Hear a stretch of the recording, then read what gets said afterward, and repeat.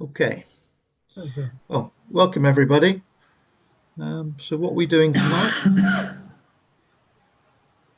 So we're going to learn about Photoshop. We've done this a number of times, but I think the technology that we're now using, being in our faces, I think it makes it easier to follow than it would be at a physical meeting at the club. We can obviously still ask questions and ask for explanations, but I think seeing it close up, being able to see what icons are being clicked on and how it's being done, does lend itself to what we're doing tonight. Um, my idea was sometimes we see images at the club which are good images, but they haven't actually been optimized before they're put into the competition. So I was the same a few years ago, didn't really use Photoshop much, but with time realized that through a few little tweaks, be it cropping, be it a level, which or be it exposure or something, or ultimately getting rid of dust spots and things like that, you can make such a difference to an image. Um, Last week, obviously, I was very conscious that our judge noticed dust spots on my picture, which I hadn't noticed, and frustrating because it really does take 1 or 2 seconds to get rid of a dust spot. So simple things can improve an image. So if we want basics for prep for competition, but I don't think there's anyone new on here that isn't already au fait with what we need for competition. So but I don't think we need to cover that with the members that have joined us. Obviously, if anyone new joins us, we might need to do that so that they have an idea of how to enter our competitions. As I said just now, giving an image a tweak to sort of lift it, and simple little things can make a difference. Um, and then I think in the newsletter, Brian did ask if anyone wanted anything particular covered. I'm not aware of anyone giving you feedback, Brian, but None um, received. we'll see. Okay. And then we're going to have another look at camera sensor cleaning. We had a go a few weeks ago, which didn't quite go to plan, and we ran out of time. So Peter's put a lot of work in now, and we've actually got a video that we can watch that Peter's created that will show us how to do that and the options for doing that. Okay. Yep. Right. So um, over to Peter, I think. Do you want to share your screen and take control, Peter? See if I can manage it.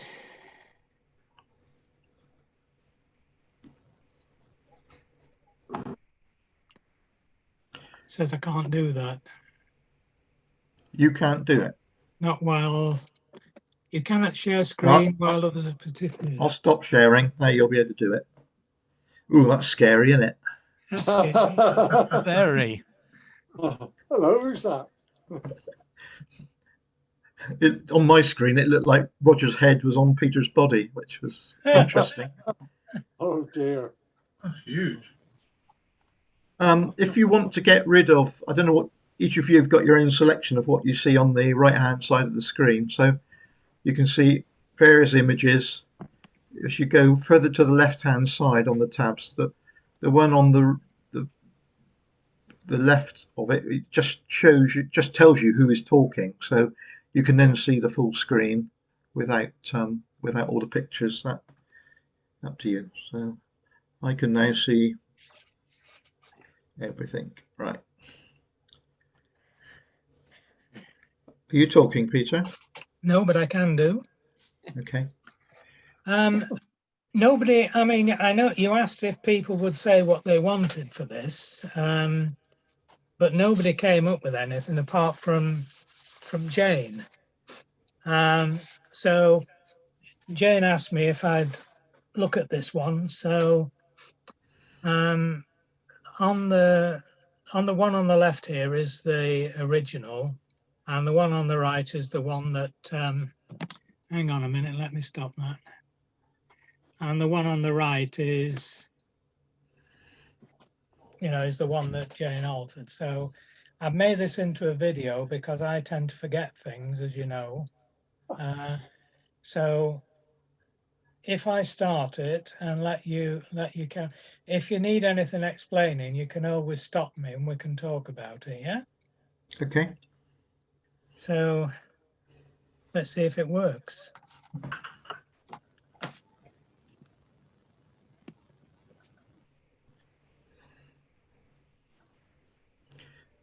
So the one on the left is the one that was put to the judge last week, is No, the it? one on the right was the one that was put to the judge. We don't seem to be getting any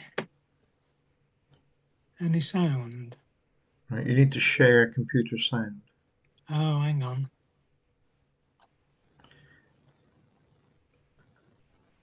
Where's that, Martin? In your control panel. You've got a control panel at the bottom now? We'll have in a minute.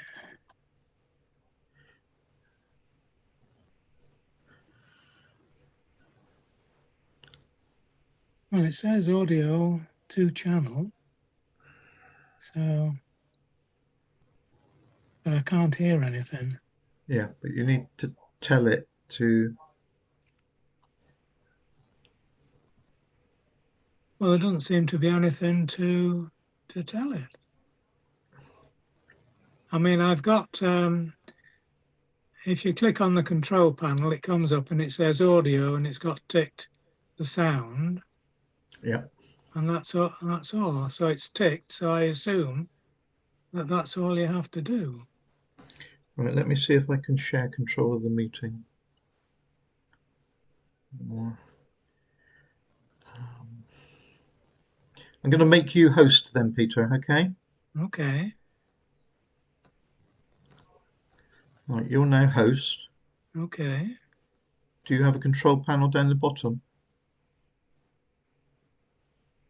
It's just the same thing, actually. I mean, does it not show up on the screen? If I click down the bottom, That's showing your audio settings, all right? yeah. Do you not have a bar along the bottom that gives you meeting controls? Perhaps Nope. you need to put your mouse down there. No? Nope. Okay. Do you want to send it across to me? Can do. Might be easier, mightn't it? Hang on.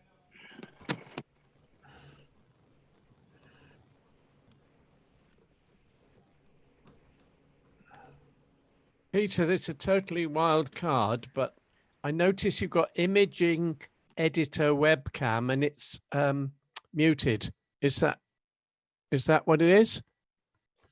No, that's just because I didn't want the Zoom to have, be having the I don't know. Well, I can unmute it.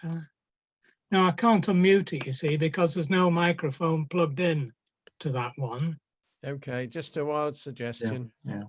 Let me see if I can get this across to Martin. I'll have to send you a link, Martin. Yep. Okay.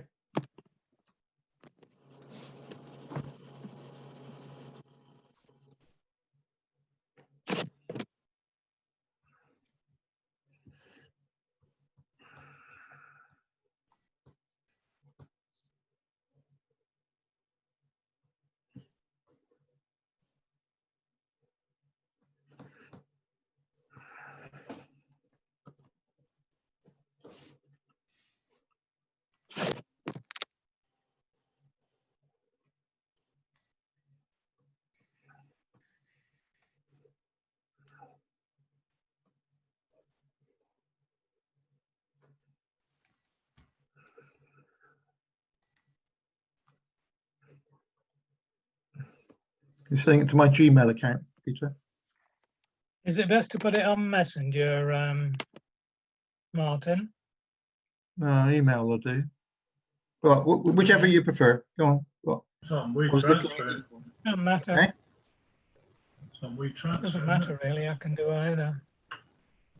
Send it on the email then, please. Okay.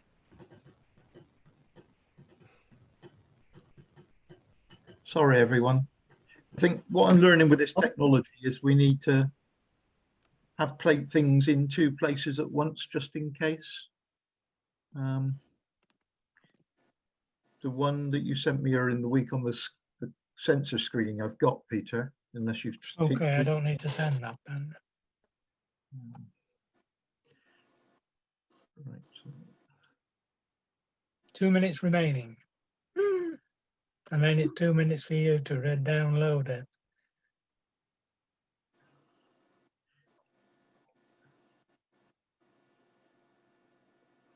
Did the link on Messenger, you could open it immediately.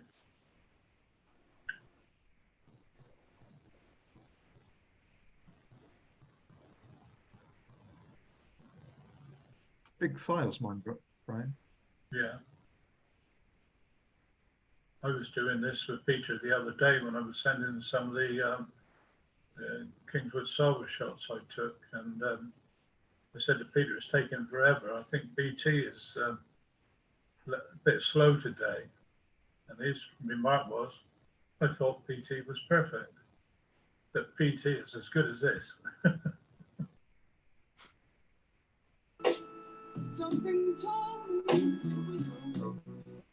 That's a nice bit of music. Yeah, I add that in just to give you a bit of something while you're waiting. Oh, that's you, is it? I've stopped it now. You're amusing yourself, are you? Well, I am really.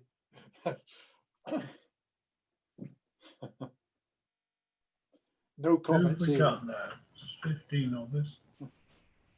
Oh, Tom Meacham. He's muted. it's on its way, Martin.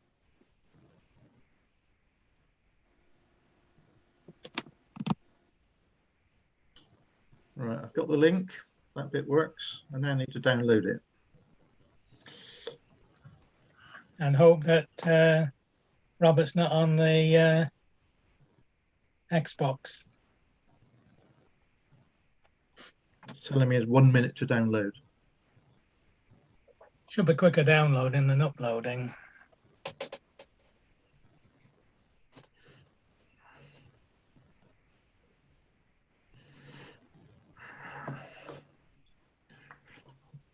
This You'll have to give system me certainly control. tests us, doesn't it?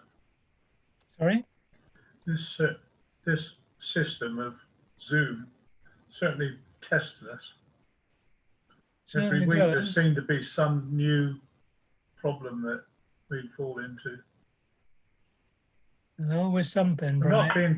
not being critical. Please don't think that. It's No. just that, you No. know, there is an awful lot to it. I think the issue is that you need to set it to share your computer sound when you first join it. Oh, that could be. Yeah, that could be it, Martin. Because you wouldn't, yeah, unless you know you're doing this, you wouldn't normally do that because you wouldn't want it pinging every time That's something right. comes up. Right.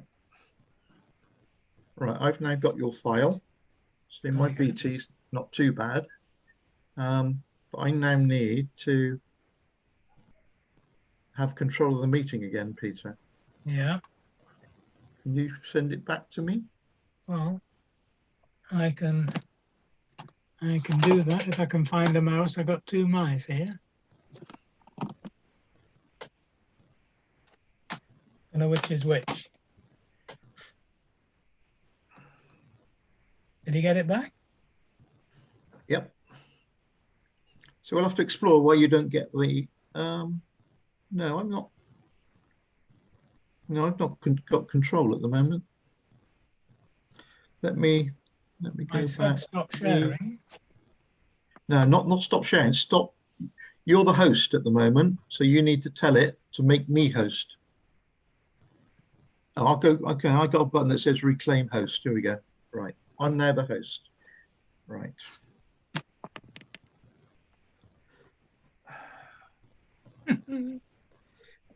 Share screen. Right. I got to find Tom that video. Meacham's in incognito tonight. Who is? Tom Meacham. Oh, Tom. I'm here, Brian. Don't worry. Well, I know, but you're, Right. you're hidden. I've just looked, Peter. When I go share screen, at the bottom, there is a button that says share computer sound. It's not on mine.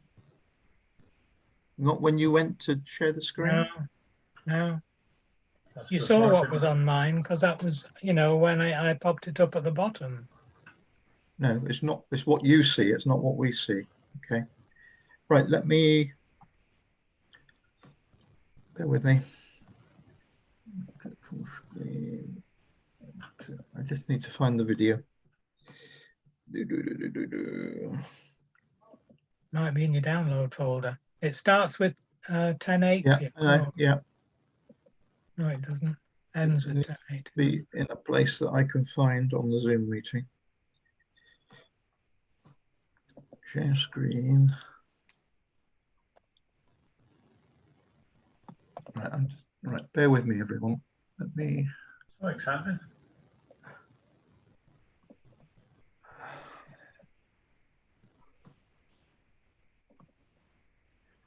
We'll get there in the end.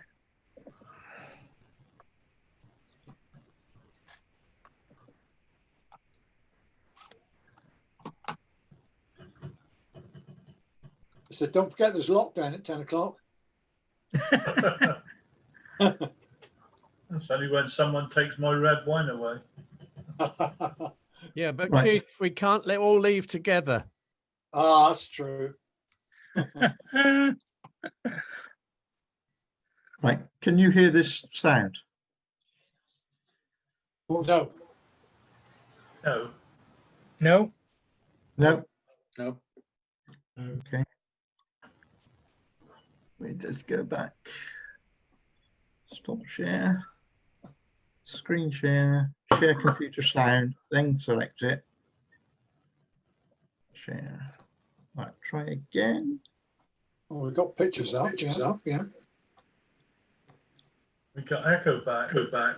Jane asked me to take her through developing this image. You Yeah, get we've that? got, On the left is the original and Jane's process file on the right. Jane has cropped the original to remove the intruding elbow on the right, the patch of red on the left and the face at the top. Jane has also darkened the face of the girl and Is that okay? Can you hear that sound? Yeah. Yeah. Yes. Okay. extinguished the candle.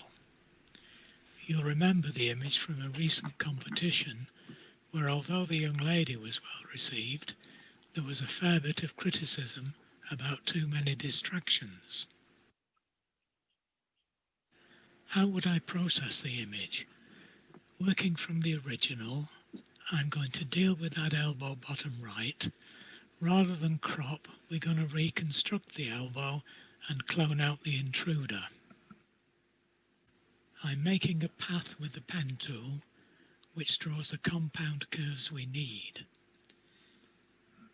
Having closed the path, we can change it to a selection with a small feathered edge. And having made the selection, I'm going to use the clone tool to fill in the blanks.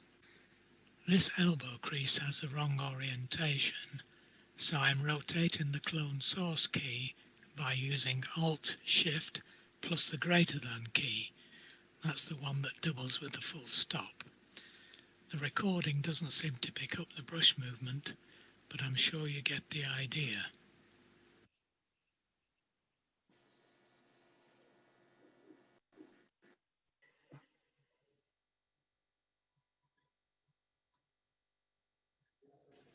For clarity, I've hidden the marching ants, Control H. The selection is still active, it's just invisible. Now to get rid of the intruding arm, again using the clone tool. Start by inverting the selection, it becomes visible again. Because the sample area is quite small, I'm going to enlarge the brush so the tool paints a bigger area. Rather than using keyboard shortcuts, I've dragged the clone source box on screen so you can see what I'm doing. I'll reset the previous rotation angle to 0, and here I'm using the scrubby zoom to enlarge the area painted by the tool.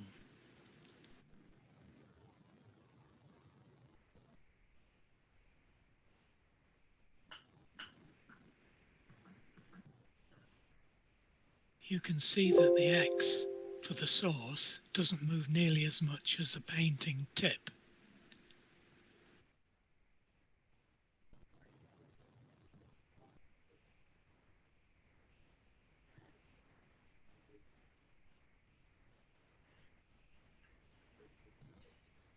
Whoops.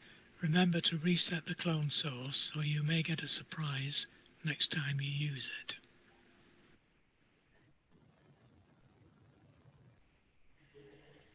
Unhide the selection and again invert it.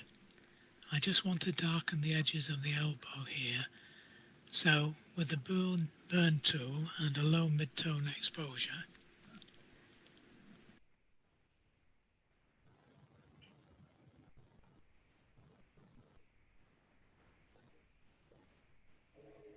now to tackle the red patch bottom left. Using the quick selection tool, drag up the left side. You can see it's a bit iffy around the arm, so smooth the edges by 10 px and then tidy the corner. That's something I've learned. Pardon?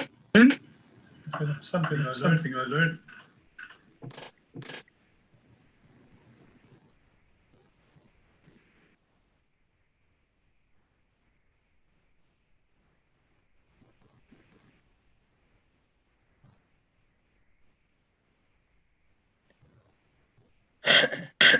It's the clone tool again to get rid of the red, and once more we need a bigger brush.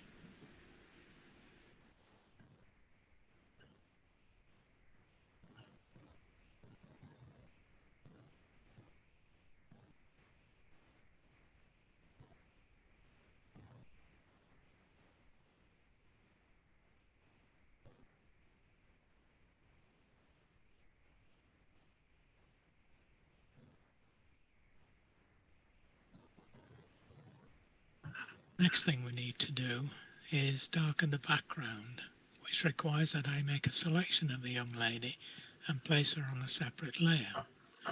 With the quick selection tool active, choose select subject and see where it gets us. As expected, it does a good job at the bottom, but fails around the head.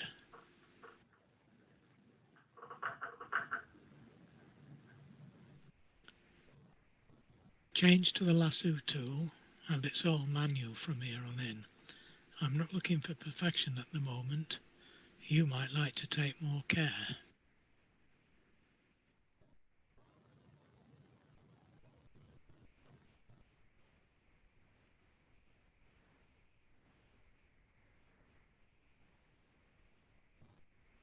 So Peter, which button is it you do for negative selection?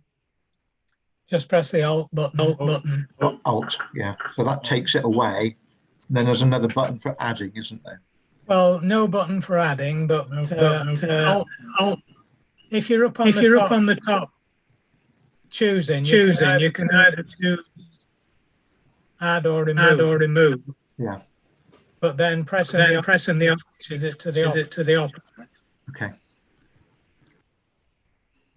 We're echoing again.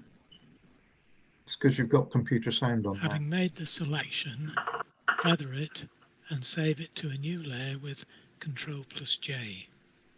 Now that we've got the young lady separated from the background, we can think about getting rid of those bits that we don't want. With the marquee tool, make a selection, duplicate it with Ctrl+J, flip the thing horizontally, and drag it across to the right-hand side.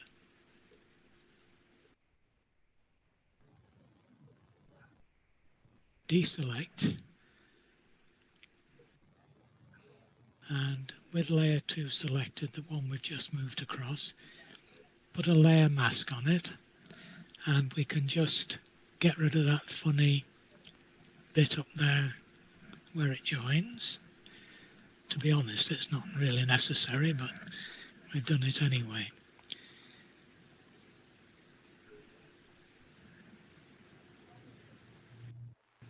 Okay.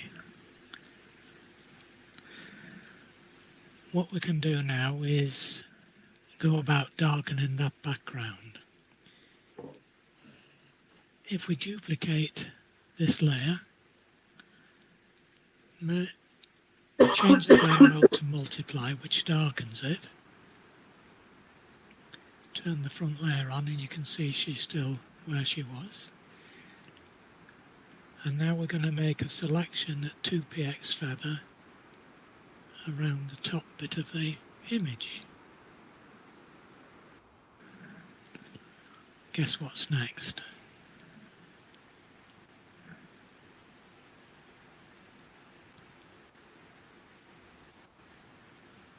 Clone.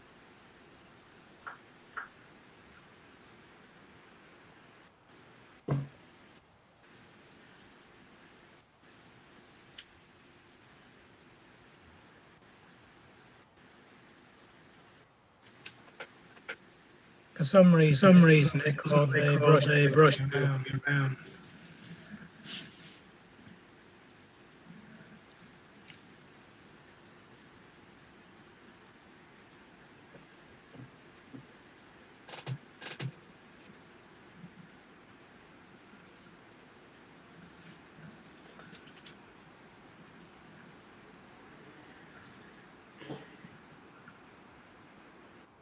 Okay, happy with that. Reset the clone source.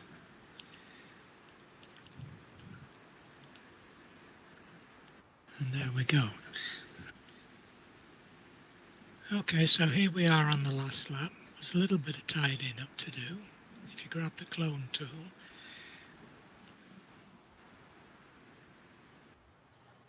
I can just go in here, and that's a little bit light around the edge that I missed. But you can just clone in a little bit to make it look a little bit better.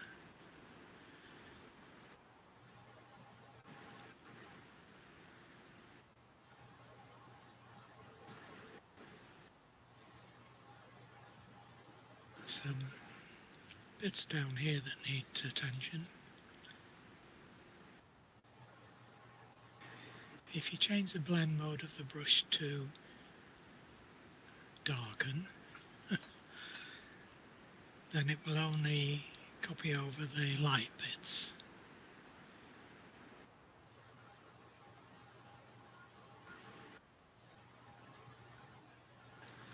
I mean, I'm just doing this pretty quickly. You'd want to take a bit more care over it than I'm doing.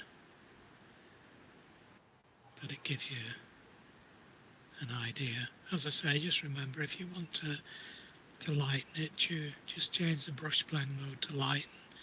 If you want to darken, do the opposite. Just get rid of a few of those fairly light coloured little bits. Okay. I think I'd like to darken the background a little bit more. So if we take that centre layer of the background, duplicate again, multiply, and then you can adjust the opacity to where we think it might look better. That looks about right at 42%, so that's good. We can add a bit of a vignette. I've got a little action to do it, but it's easy enough. You drag the radius down, you can see where the vignette is. Just soften it, the edges down as that.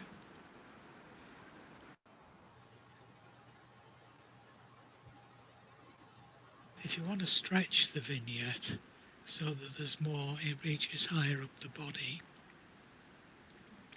you can do a transform and just drag it up, and that'll darken, drag the vignette up a bit on the lower body. And you can always double up on the vignette, or you can increase the opacity or decrease the opacity. 70 is about right for what I was looking for. And now perhaps do a reverse vignette. Let's just make a selection of where I want the reverse vignette to be. You can move your circle about using the space bar. That's where I want it. Again, I've got a little action for this, but it's easy enough.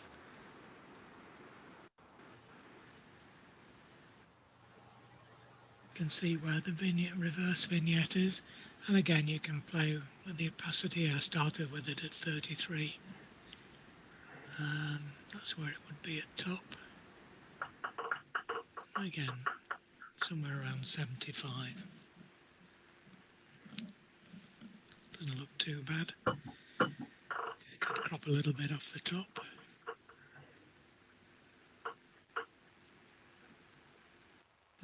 Don't know about the bottom. It's a bit of a toss-up, isn't it? Oh well, whatever you thought or think. And I think there's a bit of a hot spot around the nose that I might have dealt with, but I reckon we can leave it for the time being. I'm fairly happy with that.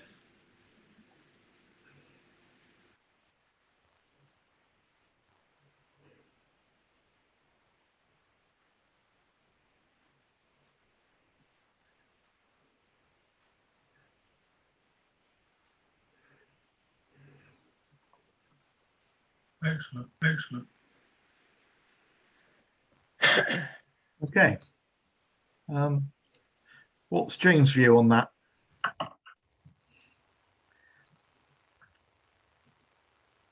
She's saying, I'm sure she may be typing. So that's a lot. To me, Peter, that's a lot of effort. I don't know how long you would normally expect that to take. Obviously, you were not going to the level of detail you would normally do. Do you go to that level on most of your images? Oh, it really depends, Martin. I mean, sometimes I do. Some of the images I'll do quite a lot on. Yeah. I mean, that took me quite a while, to record it and get the speech and that in, because I could do with a better microphone, and I wasn't used to recording the actual screen. But I mean, that something like that shouldn't take you longer than half an hour, I would have thought. It's Okay. I'm not sure how many of us go to that level of detail, if I'm honest. I certainly don't. I do little bit, but I expect Peter's got to do a lot on his images, hasn't he? well, that's because I've got a Sony, you see. The point I was going to make was that Sorry. judges like John Tilsley now assess our pictures as if we are all at that level of competency, and therefore he is looking that everything in that image has been corrected. Yeah. Even to the extent where something that was physically there, or the lighting conditions meant it was there, it had a little bit that was slightly lighter, but he would expect us all to correct that post-processing. Yeah. And I've got to know John over the years, and increasingly, if there's a single fault in that image that he can find, he will mark it down. Yeah. Because he feels that as competent photographers now, that's what he expects us to do. Well, I think he's doing it I expect he's used to judging, the bigger competitions, the exhibitions and that sort of thing. Yeah. So he wouldn't accept it in that, and the other judges wouldn't. And I think that's where he's coming from, I guess. Yeah. Go on. I was going to say, I also think that when he's got a whole bunch of images, 30 prints or something, then he's going to, he said before, you end up with quite a lot that are worth it, but how do you make the differentiation? So then they're looking for a fault, aren't they? I think And you're then they right. can mark it down a bit because he's found a fault. Yeah, but it's not only a fault. Yeah, so it's a fault. Well, we call it a fault, but it could be an accurate record of what was there. Oh yeah, But if it's not what he thinks creates the perfect image, he would want it changed, wouldn't he? yeah. Yeah. Well, he's a bugger for looking around the edges, isn't he? Oh, And yeah, if yeah, if very there's much so. anything at all that's distracting around the edge, Yeah, he's going to yeah, have you for it. yeah, and would expect you to take that out. Yeah. I was going to say something else. It's gone. I drove it out Yeah. of your mind. Hmm? I drove it out of your mind. Yeah, that's right. I think Okay. you're right. I mean, to get a result when, quite a lot of images are in the same sort of ballpark, then you've got to be picky. Yeah, he needs to find something to differentiate them, doesn't he? Mm. But yeah, okay, all right.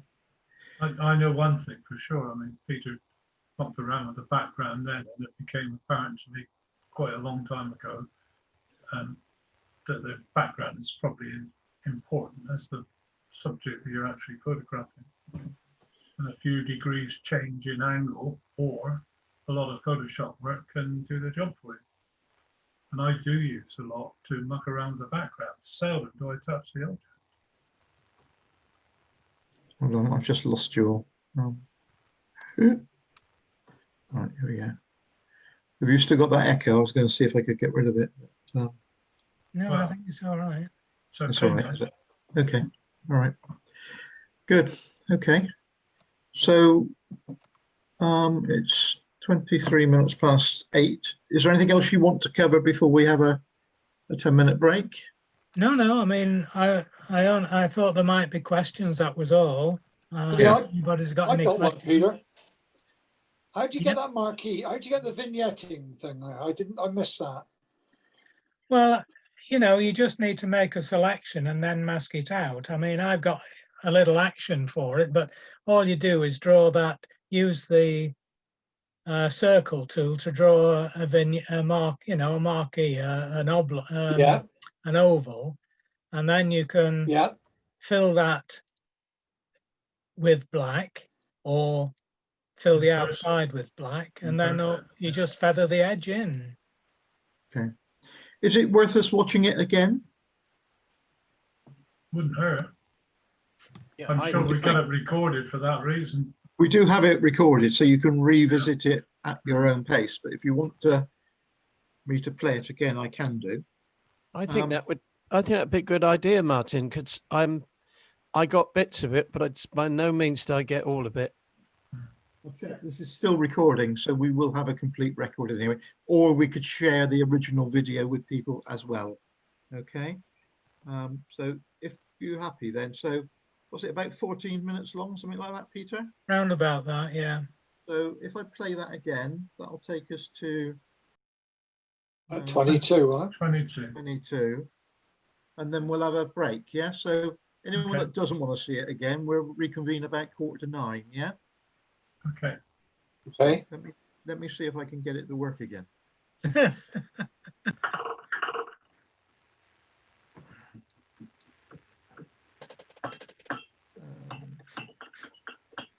Can you see it on the screen now or not?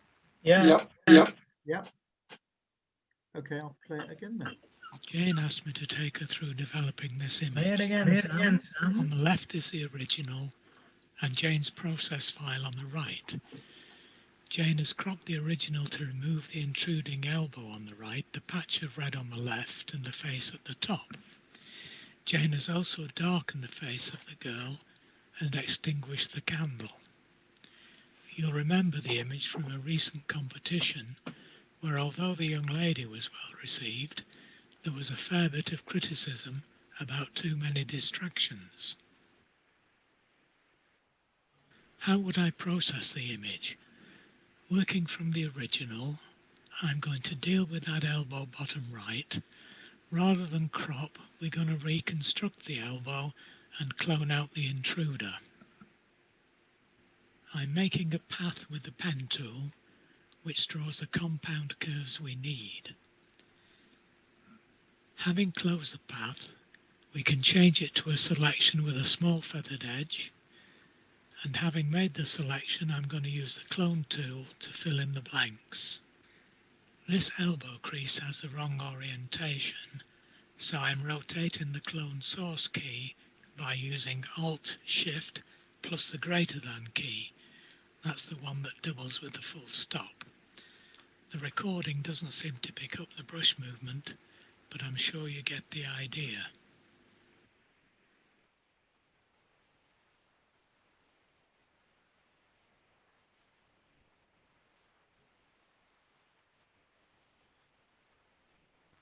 For clarity, I've hidden the marching ants, Control H. The selection is still active, it's just invisible. Now to get rid of the intruding arm, again using the clone tool. Start by inverting the selection, it becomes visible again. Because the sample area is quite small, I'm going to enlarge the brush so the tool paints a bigger area. Rather than using keyboard shortcuts, I've dragged the clone source box on screen so you can see what I'm doing. I'll reset the previous rotation angle to 0, and here I'm using the scrubby zoom to enlarge the area painted by the tool.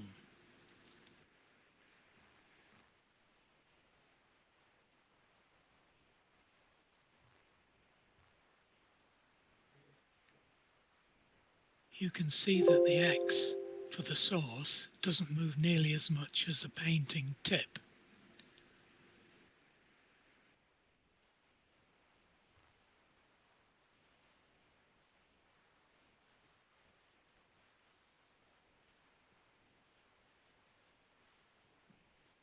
Whoops. Remember to reset the clone source or you may get a surprise next time you use it.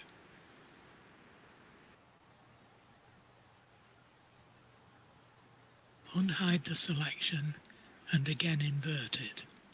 I just want to darken the edges of the elbow here, so with the burn tool and a low mid-tone exposure,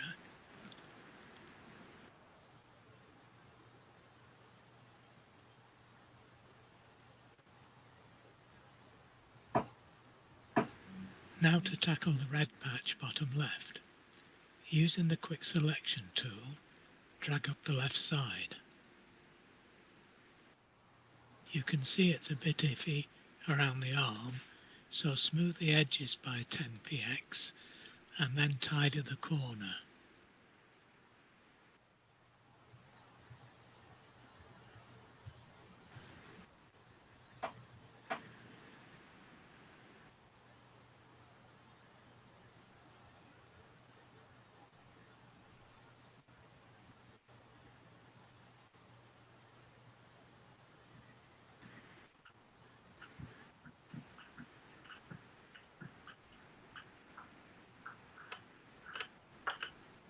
It's the clone tool again to get rid of the red, and once more we need a bigger brush.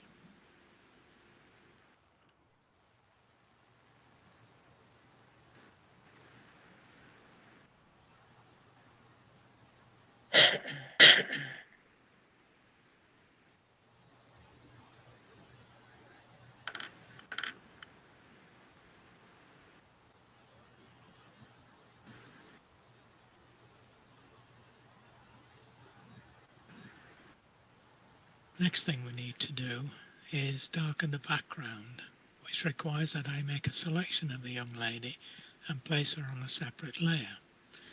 With the quick selection tool active, choose select subject and see where it gets us. As I expected, it does a good job at the bottom, but fails around the head.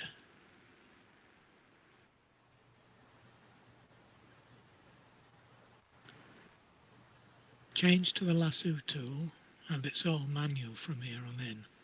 I'm not looking for perfection at the moment. You might like to take more care.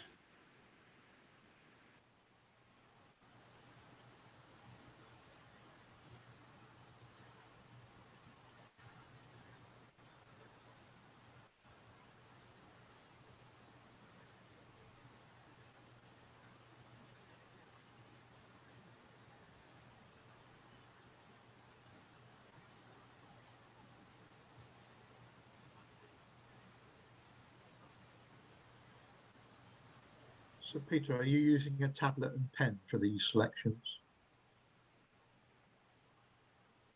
Yeah, I couldn't use it. Couldn't use it or anything without Do anything without the tablet. No.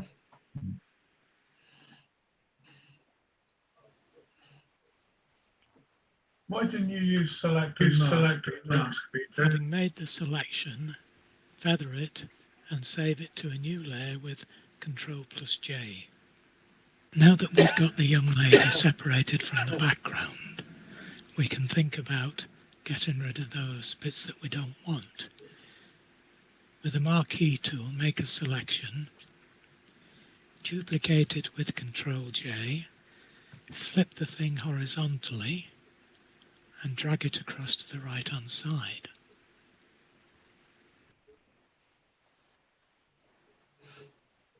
Deselect,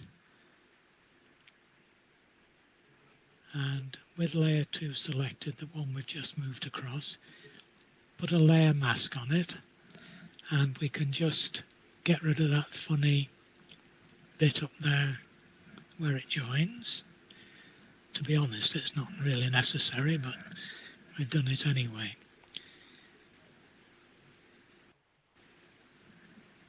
We're just using the brush.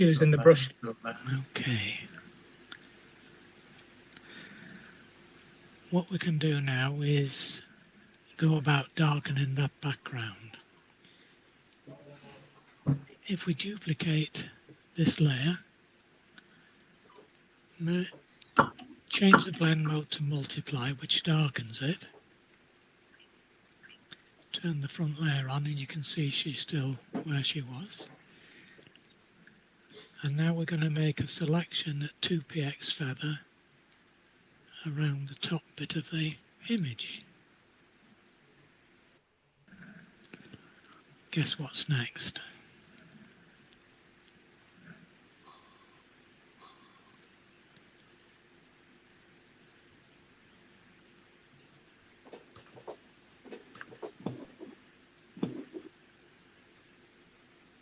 Close.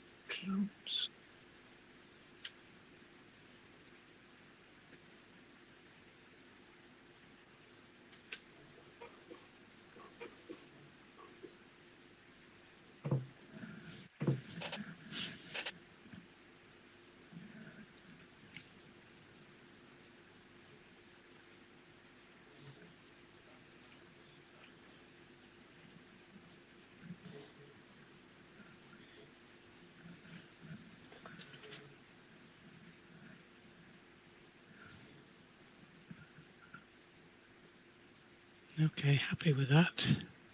Reset the clone source.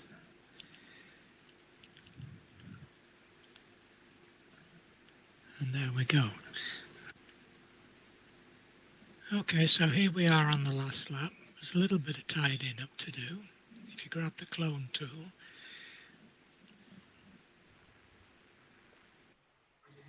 I can just go in here, and that's a little bit light around the edge that I missed. But you can just clone in a little bit to make it look a little bit better.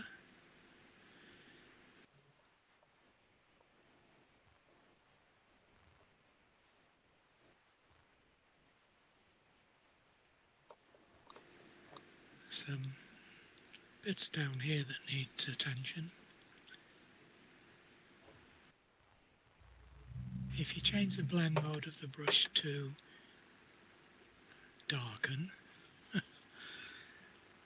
then it will only copy over the light bits.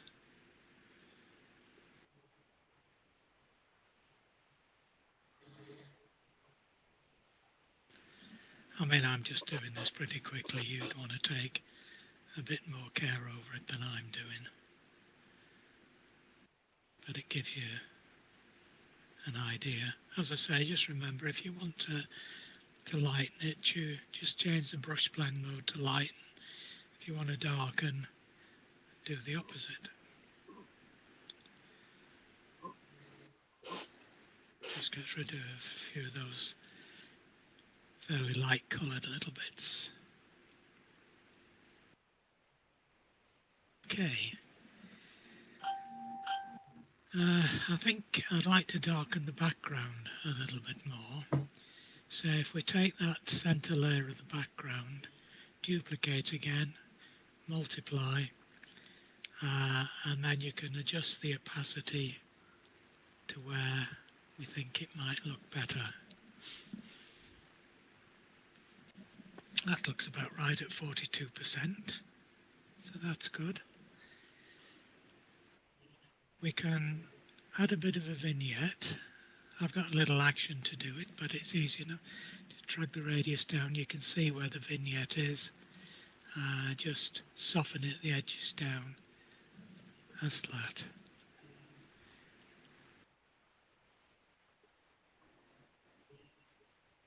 If you want to stretch the vignette so that there's more, it reaches higher up the body, you can do a transform and just drag it up, and that'll darken, drag the vignette up a bit on the lower body. And you can always double up on the vignette, or you can increase the opacity or decrease the opacity. I think 70 is about right for what I was looking for. And now perhaps do a reverse vignette. Let's just make a selection of where I want the reverse vignette to be. You can move your circle about using the space bar. That's where I want it. Again, I've got a little action for this, but it's easy enough.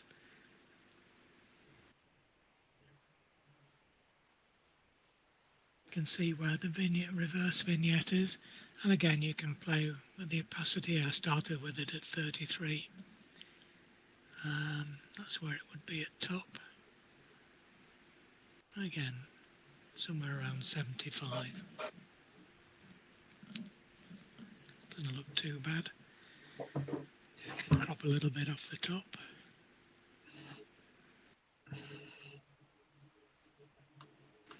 Don't know about the bottom. It's a bit of a toss-up, isn't it? Oh well, whatever you thought or think. And I think there's a bit of a hot spot around the nose that I might have dealt with, but I reckon we can leave it for the time being. I'm fairly happy with that.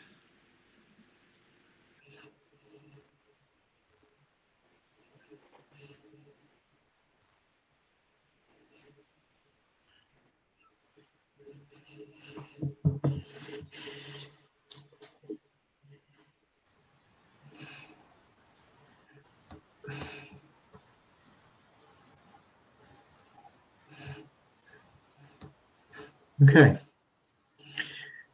Excellent, Peter. Thank you. Pleasure. Excellent. Thank you. It's the other thing I was going to say is we know that people like John Tilsley are going to be very fussy and expect us to do these things, but he also expects them to be done perfectly, because if he can see that you've done some tweaking, he'll criticize you for that as well, won't he? So he's saying whatever you've done needs to look natural. Yeah, So, that's right. I mean, I rushed over some of those bits, yeah, just doing them, but if it was, for a competition that I was doing, then I'd take a lot more care. Right, any questions? Yeah, the select and mask, getting rid of the red in the bottom left corner. Yeah. Yeah, I think I got it wrong there. I think you mentioned select and mask when I was doing the girl. Yeah, it was around the hair and that. I could have. I open select and mask and then use a brush just to, and it picks out then, the hair and separates it from the background easily. It doesn't do it easily, but yes, it can. If you've got a nice soft brush. Depends on, it all depends on the picture, really. Sometimes it does a good job and sometimes it doesn't. But I wanted to demonstrate more than one way of doing things. Yeah. And not everybody's got the latest version of Photoshop, which has the select and mask in it. Yeah. Peter, how did you select Scrubby Clone? Scrubby Zoom, what to drag the handles of the box about. It's part of the preferences, Graham. Okay. Did you see the video that I did on setting up Photoshop? No, I didn't. Get Martin to give you a link to it. Okay. On that subject, Martin, has that link got a time on it? You sent me the link. Oh, you're muted, Martin. No, that link. What I'm doing now is this video from today will be sent to me, a link to it overnight, and that has like a 30-day expiry on it. Or I delete it when I've used all the space. But before it expires, I then import it into YouTube. So what we're doing is getting a collection of these videos on the YouTube channel, which is not publicly viewable, but if you know the link, you can see it. So what we'll do is we'll share it with members so that they can then look at this tonight, look at the Photoshop setup that Peter did previously, look at the Photoshop we had, forget his name now, Ross, wasn't it? Ross McElvey. Yeah, so that's on there as well. I don't want to make it all public because that's unfair, but we'll share it amongst members. So once it's on that YouTube site, it's there for people to look at for as long as they want. Okay. So we'll share those links with you. Okay, should we have a 10-minute break? Yep. What time is it? Yep. Quarter Thank to. you. Thank you very About much. 10 minutes. Peter. You're welcome, Tim. Graham. Very good. If See you in a people bit. want to just stay on and chat, you can do so. We've got, think if there's anything else regarding Photoshop that you want to ask while we're on. Other than that, we've got screen, camera, sensor cleaning that we'll cover after the break. And then we'd like a little bit of time on the Kingswood Salva photo shoot that we had last Saturday and show you some images, and let's have a discussion on that too. So I'm going to get myself a drink. Me Be back too. in a few minutes. Okay. Cheers. Neil's on the moon. Most definitely. Yeah. Dudley, I'm conscious that. There we go. Sorry, were you talking to me then, Martin? No, I was going to talk to Dudley, but whether he's turned his video off, but maybe he's walked away.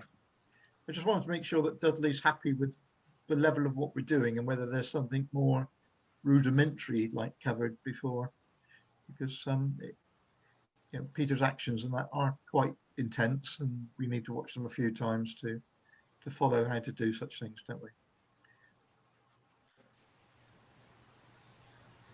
What are your thoughts, Keith? You're looking great thought there. No, I'm still not sure what he's doing with that vignetting. Vignetting, I've always understood as, darkening or lightening the images, the edges there. But what he was doing there, he was picking out an area with the, with the oval selection, and then he was going to Gaussian blur. And I thought, well, to me, and then it sort of blurs the image he selected. I just don't understand that. I don't. All right. Well, he's back now. Do you want me to keep recording? Should I pause it for a while? Perhaps I'll pause it for a while. Pause it for a while. Yeah.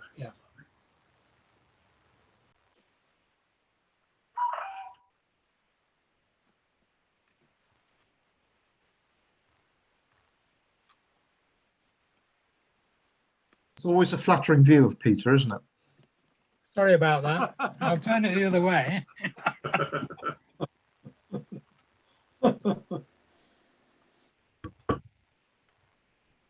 Right, we can see your screen, Peter. Okay. See if I can find.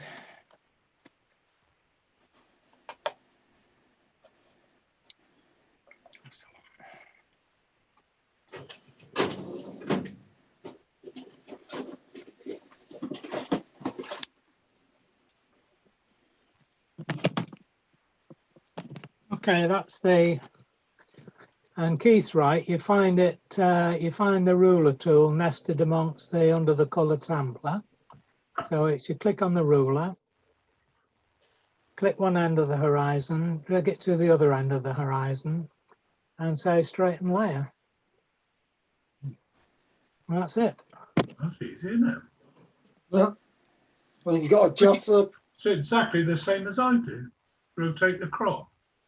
Well, yeah. I mean, it obviously it changes things around. If you want to crop it, then I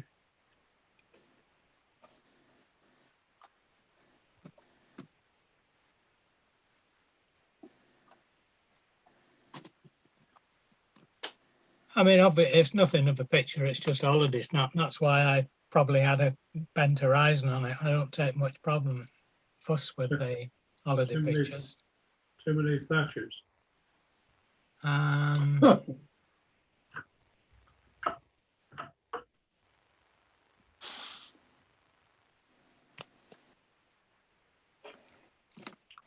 Barrington Court. If you go to filter, camera raw, you see this little tool up here. Yep. Click on that. And if you click on A, it does a job for you. If you're not happy, you can always do a better job if you think you can. And that's Brilliant. basically it. I see what you mean about seconds. I wonder what that tool was for. Job done. Easy, isn't it? Peter, can you show us now while you're there? Just imagine this front, which is obviously in a shaded part. You wanted to brighten that.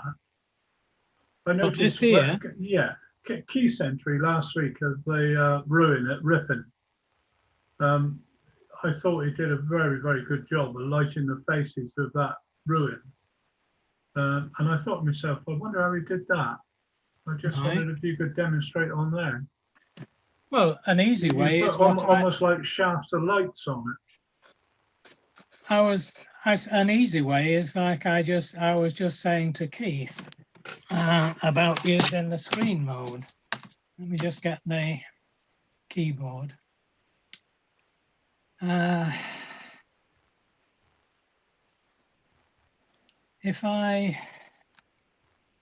If I duplicate the layer, yeah, and I change the blend mode to screen, yeah, I've lightened it, yeah. Now if I put a mask on that, actually I should have done it a reverse mask, right? So that's a black mask rather than a white mask. Yeah. And then if you pick the brush up,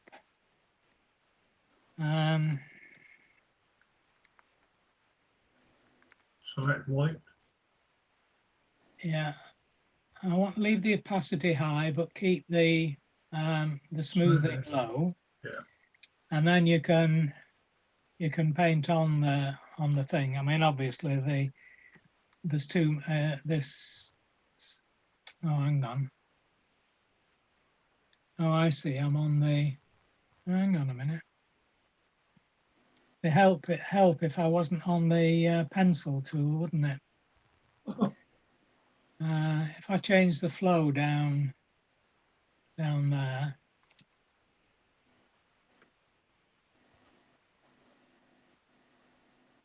you can paint as much light into it as you want then. Is that what you meant? Yeah, it is exactly what I meant. Now, can I relate that now? You know, I've been down taking pictures of whippets. Yeah. Last few Sundays, and shooting into the sun. Front of the whippet is frequently, obviously in shadow. Yeah, you can, but you're gonna struggle with that, I expect. Yeah, I think we struggle all the way around. You could use a similar technique, Brian, but is it just that it's in shadow? Well, it's its own shadow created by the sun being behind it. But what I've been doing is creating a bit of a sin because I've been reducing the shadows, which I know can introduce graininess, but it's only for a Whippet club, so I didn't worry. But seeing you do that, I wondered if I could apply that to lighten shadows. Could he not use No luminosity reason mask? why not? Sorry? Could he not use luminosity masks? No, I don't know how to do that, Keith. I tried it. I still got the link to that video that was sent out early on. I've just not sat down and studied it. Okay. Could use luminosity mask, Keith. Beg your It pardon? depends. I said you can use a luminosity mask for it. Just Yeah. depends how much of an area it is and how accurate a selection you can make. Yeah. But I suspect for what Brian wants, is it just the shadow that's on the ground you're worried about, or No, I cloned that out. Oh, so it's If just I what's on the put- dog, yeah. Just on the dog, the lower front of the dog, the breast of the dog. Well, try using that, because Yeah, I will. remember you can. I mean, it's just if I want to turn the track around the other way for next year. you know, you can always mess as well. I mean, if you lighten it, you can always use the opacity to adjust fiddle that. with it in the end, you know. Yeah.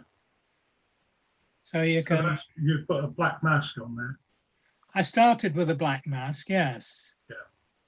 I mean, if I go back, you know, your masking tool is down there at the bottom. Yeah. If you click the Alt key, when you click it, press the Alt key, it does a black mask rather than a white mask. Mm-hmm. In Would other that words, vary with whichever color you've got selected? No, that'll automatically put a black mask on. Okay. The masking tool usually puts a white mask on, but if you want to not show anything, in other words, you want to paint in the whatever alteration you've made, then you change it to a black and paint with a white brush. Yeah. Okay, that's good. Thank you. Okay, thank you. The ease with which you sort of corrected those uprights and stuff was amazing, isn't it? It's, well, yeah, but it's the raw filter doing it for you, to be fair. I mean, the A is just automatic. It's an automatic mode, but it does a fairly good job. And if it doesn't, you can always just drag those sliders like you saw, just to give it a bit more tilt on the verticals or whatever. But it's worth playing around with. I thought I knew my way around all adjustments, but I know nothing. We all started there, Brian. Mm. I wasn't born. I wasn't born this way.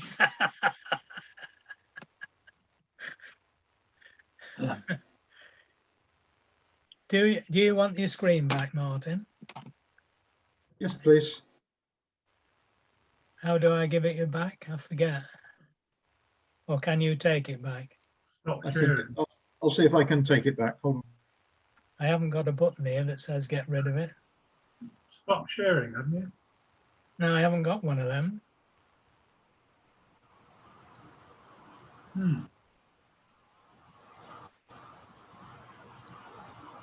It just says you are viewing Peter's screen and nothing else. Speakers.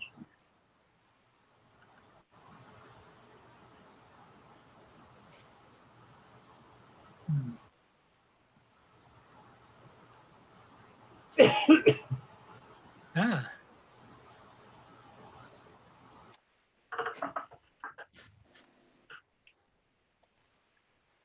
Where do you want to go next? Dudley, is there anything you've got sort of elements, haven't you? I got nothing at the moment. I'm still waiting on a new computer, and then I'm going to get something in properly. But Elements is very similar to Photoshop anyway, isn't it? Cut down version of Photoshop, Dudley. Sorry? It's a cut down version of Photoshop. Yeah, yeah. So you don't get everything you get in Photoshop. The they've made it a lot more versatile, but it's to encourage people to buy Photoshop. Yeah. You're saying you Yeah. haven't got Photoshop? But no, Speak you to can't me buy later. Photoshop, can you? You got to basically pay it. Speak to me later, Dudley.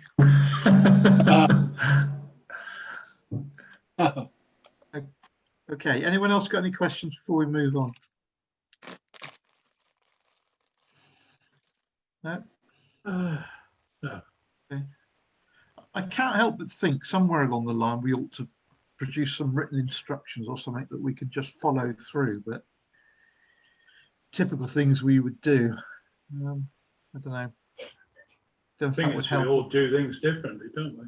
We I do. mean, I find features where it got quite complicated at times because the way I've learned myself, I guess, suits me.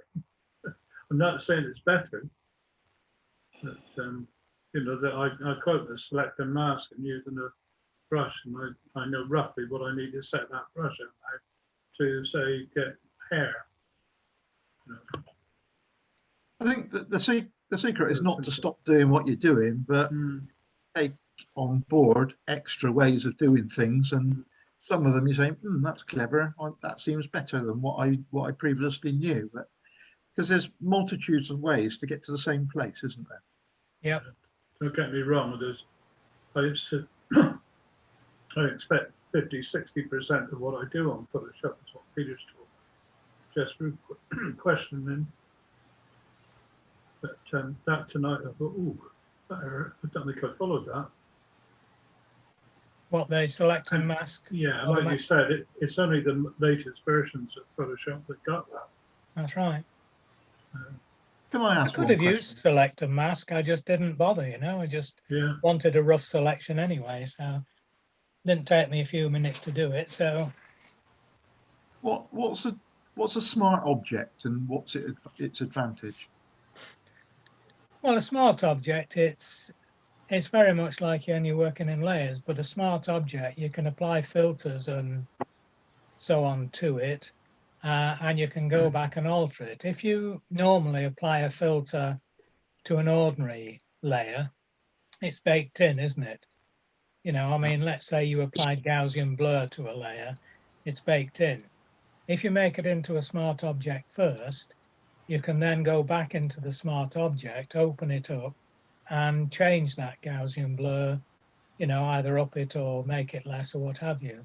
So it's just another way of, it's like working in layers non-destructively, except you're working with filters non-destructively. You know, when I went into the, on that perspective one with that picture of Barrington Court, if I'd changed that into a smart object first, later on we could go back into that smart object and make an adjustment to those verticals. Whereas if the way I did it just on a layer, it's baked in, isn't it? The only way you can undo it is to go back to a previous history. Yeah. Okay. Thank you. That Control E that Tom mentioned, that won't flatten a smart object. That leaves it. If you're using a smart object, that Control Alt E that Tom mentioned earlier doesn't flatten the smart object. It remains. You actually got to go to the command flatten to flatten it. Something I've found, because my Photoshop at the moment is set up, unless I press the uppercase key, then it opens as a smart object. If I press that one, it opens as an image. You know, you can change that in your preferences if you want. Yeah. I haven't done it because I've got used to it now. But, okay, we have to move on. Go on. Yeah.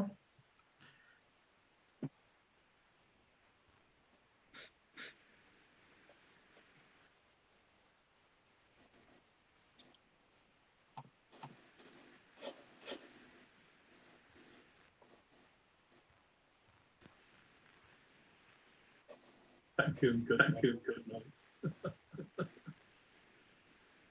I was using my space bar to unmute me, but because I've got this up now, if I hit the space bar, it does something different. So, so sensor cleaning. Peter, the video you shared with me earlier in the week or last week, is that still valid in the latest, or do you want to try? Yes, I haven't changed it. Okay, so with a bit of luck, I've embedded that into this presentation. We'll see if it works. Yeah. So,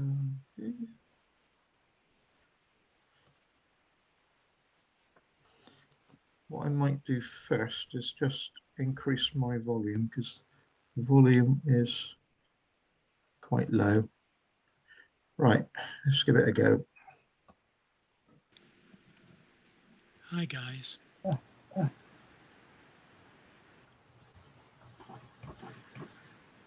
And girls, of course. You're here because you either have to clean or expect to have to clean your camera sensor. Two things to note. One is that it's not all that difficult, and two is that you're unlikely to damage your sensor given a modicum of care. You can of course entrust the job to some pimply-faced youth in your local camera shop, but I prefer to trust myself. Although the process requires a degree of manual dexterity, it's hardly brain surgery. I've never had my sensor cleaned by a third party, always cleaned my own and for other photographers. I've never had an issue or damaged a sensor. I think you could end up in real trouble if you were daft enough to switch lenses where there's blown sand or grit or sea spray in the wind.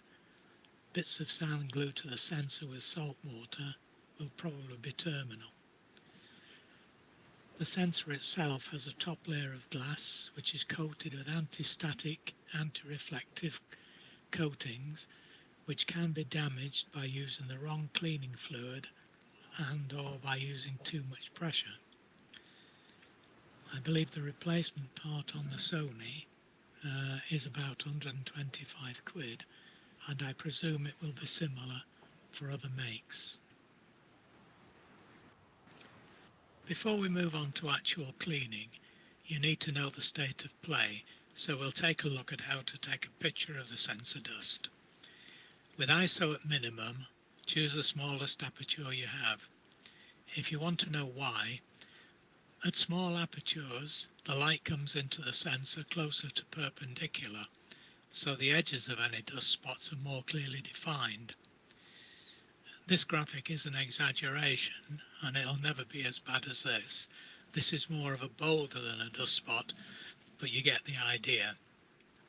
At large apertures, the light comes into the sensor from a much wider angle, getting behind the dust spot and in the process diffusing and lightening the shadow area. Anyway, back to getting that picture of the sensor. First you need a target. Good bets are a cloudless blue sky, a white wall, or simply open Notepad on your computer, enlarge it to full screen, and with the lens defocused and moving the camera around in a circular motion, take a picture of the blank white area. Moving the camera around is to ensure that you don't capture any marks on the monitor. Open the file or the picture in Photoshop, Lightroom will do. Choose Image, Adjust Levels. Click on the Auto button and then grab the black slider which is on the left and drag it over to the right. Now you'll see the dust. As you know, mine was clean, so I took the lens off and waved the body about till I got some dust to show you. Gives you an indication of how dusty the room in the house is. Knowing the extent of the problem, we can now move on to the equipment needed for the cleaning phase. First item on the shopping list is a good blower. I use this Giotto rocket blower, so obviously I'm recommending it. There are alternatives should you wish to spend more, and I dare say there are others, but I'm happy with my choice. It's worth noting that these all have a non-return valve, which means they suck from the base and blow from the front. Not all blowers do, but the latter two also have a filter. Before we start on the camera, you need to check on the procedures for preparing your camera for cleaning. I haven't used a DSLR since around 2010. I use Sony mirrorless cameras, and that's simple enough to do. Select cleaning mode from the menu. The anti-shake mechanism gives the sensor a violent shake, supposedly to dislodge the dust, and locks the mechanism. Switch the camera off and it's locked until you restart. With the DSLR, you need to lock the mirror in the up position, remembering to have a full battery. Read your manual. If you've changed the lens during an outing, you should use the blower when you return to blow out the sensor box, and of course as a precursor to cleaning the sensor.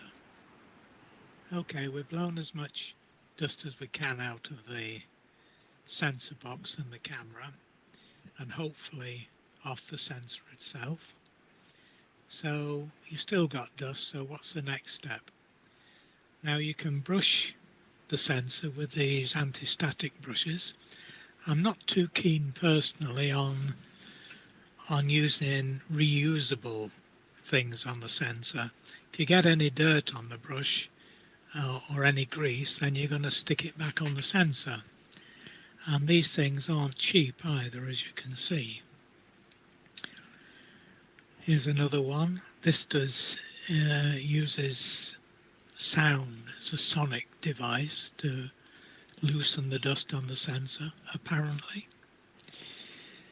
You can buy loop kits, so you can look at your sensor. Don't know why you'd want to do that, but you can buy them if you want. There's these gel sticks which are sticky. You dab them on the sensor and pull off the dust. You can buy these sensor swabs, 50 quid for 12. What's that, £5 a time? And then you chuck them away. You can buy one of these kits, which, I mean, to me, the only useful thing in this kit is these plastic ones, which come, you've got three, each for different size cameras. Well, that's 25 quid, so that's not exactly cheap. So, what do I use? Okay, you definitely need some cleaning fluid. This is the Eclipse, and this is the market leader, and definitely the one you want to buy. And next you need the PEC pads, 11 quid for 100, and you cut these in two before you wrap your wand. So you actually get 200 sheets for your 11 quid, so that's about 5 pence, I believe, as opposed to 5 quid on the other. So, for want of a better term, what do we use for a wand? I expect we've all got mount board offcuts lying around, which we can put to good use. I've cut this one to about 150mm long, not critical, and made the tip 18 to 20mm across, which I feel is about right for the width of a full-frame sensor. Make them appropriately smaller for a crap camera. Whoops, Freudian slip. Crop or Micro Four Thirds cameras.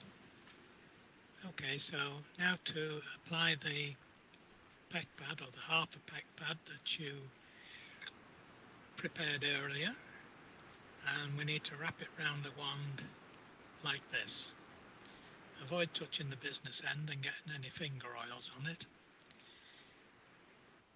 Turn the edges across like that, and then secure the end, or secure the pad to the... I'm going to use a piece of Velcro, like so. You could use, I don't know, a piece of tie wire, or you could a clip of some description, paper clip maybe, but either way, you want to end up like that. Then the eclipse cleaning fluid goes on. Some say 2 drops. I usually put for full frame, 1 at each end and 1 in the middle. You need to be quick before the fluid dries, which it does rather quickly. Now, I don't propose to show you the cleaning the actual sensor, because basically all you're going to see is my fist and the end of the wand. So you're going to have to use your imagination. I want you to imagine that this is the sensor, the black bit, and you can see it's got a raised edge around this, which is just like it is in the camera itself, which the sensor's in a baffle which has a raised edge. Pretend this is your wand with a peg pad on the end, and go into the sensor like that at the top, and with it tilted slightly over,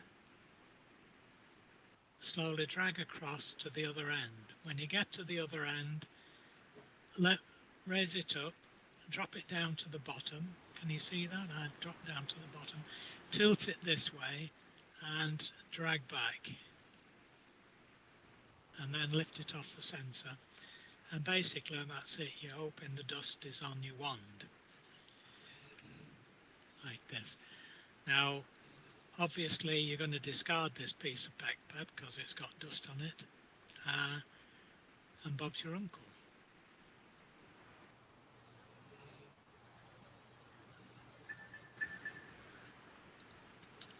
So the last job is to take another sensor image to make sure all the dust is gone. If it isn't, you need to decide whether or not to clean again. Remember that a small dust particle is hardly visible at normal apertures. I've always found this method does the job and never felt the need to invest in those fancy alternatives I showed you earlier. I'm not saying they won't work, because I've never tried them. I do think they're a pricey sledgehammer to crack a small nut though. Good luck and happy snapping, folks.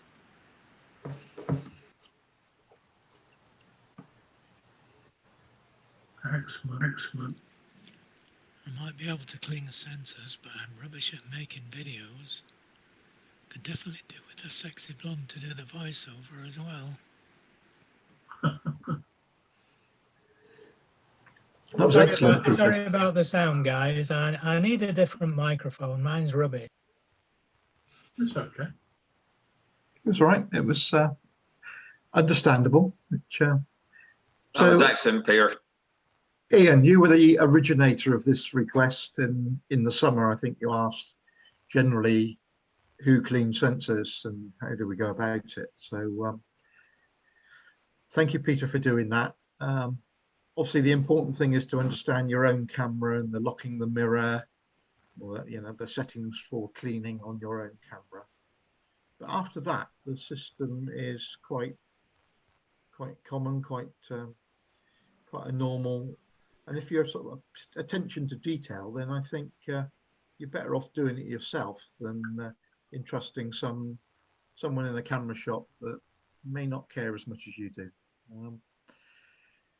I did read the other day that I think it was a company that all they did was sell different items for cleaning sensors.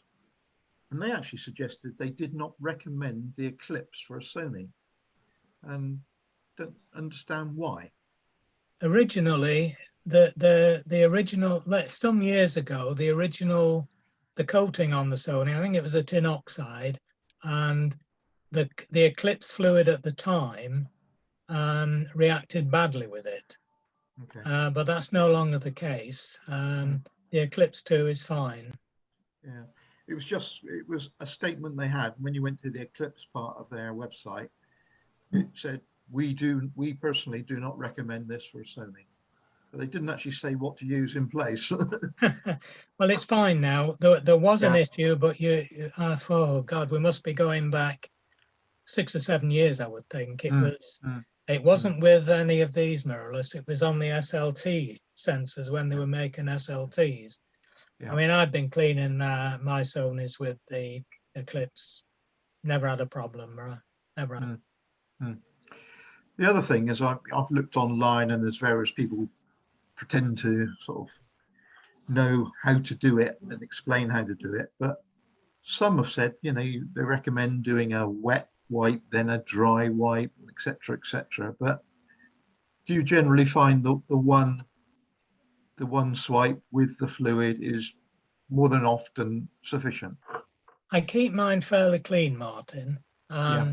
If I've changed the lens when I've been out, I try to always blow the camera box out, the mirror box out, although it's not a mirror camera. I blow it out when I come back and give the camera a little bit of a clean, you know, on the outside, brush any dust away. So it's never going to get that dirty. It has an advantage as well, being a mirrorless camera. I mean, some of the DSLRs, the grease that's on the mirror shutter mechanism gets chucked around. I think I said Nikon had a real problem with that at one point, but they did sort it out, and they clean people's cameras for free. But if you keep it fairly clean, yes, I mean, one pass for me is usually enough. Occasionally, I have to go back in and give it a second go over. If you've let it get very dirty, then you could be on to several cleans. Okay. I still remember when we were down at Cornwall.